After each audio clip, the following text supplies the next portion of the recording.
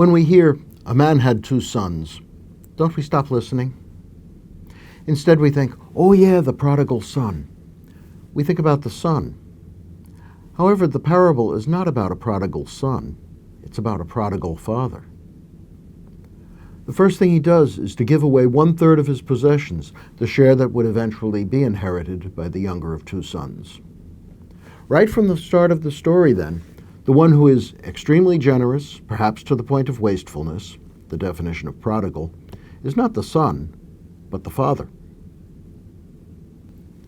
The next thing that happens is that the son leaves home and wastes his fortune.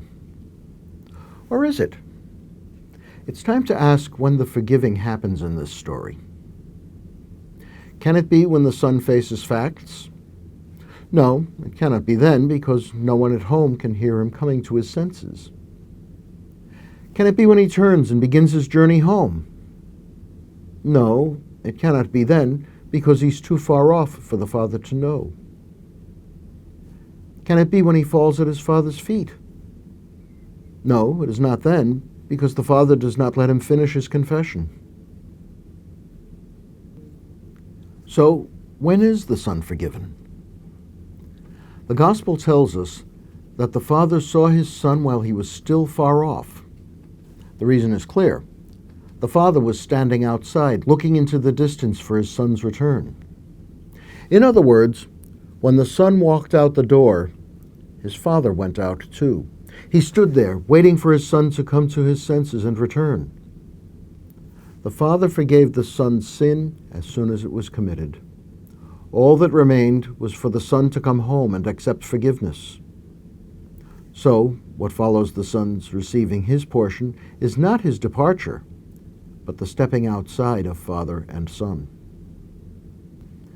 That is the point of Jesus' parable. The Father, of course, is God, God whose love is so prodigal that no matter what foolishness I commit, forgiveness is there from the start.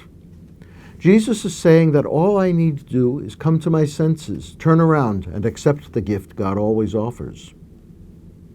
The Pharisees and scribes did not like that. They saw Jesus welcome sinners and eat with them. Eating with them was especially offensive. One description of the reign of God is of a banquet for all God's people.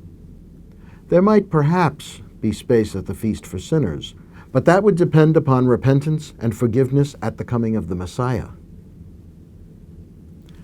By welcoming sinners to the table already, Jesus was claiming that God's reign had begun and that he himself was the host at the banquet. No wonder the Pharisees and religious teachers acted like the elder brother in the parable. They weren't merely jealous of the folks with whom Jesus ate. They felt that the whole meal was premature and presumptuous. But Jesus was telling them by what he did and the story he told that God does not wait to forgive us. We're not doomed to remain in our sin until some special time. We don't have to start being good. All we have to be is loved by God. And that is always, whether we know it or not, or whether we accept it or not, or whether some like it or not. Lent is a time for me to come to my senses and return to my Father. I do not need fancy words. I do not need to buy forgiveness with good deeds or intentions.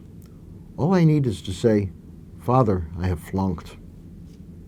Then we go out to share the good news that God is waiting for the whole world to come to its senses, waiting to embrace it with the love that is always there for it.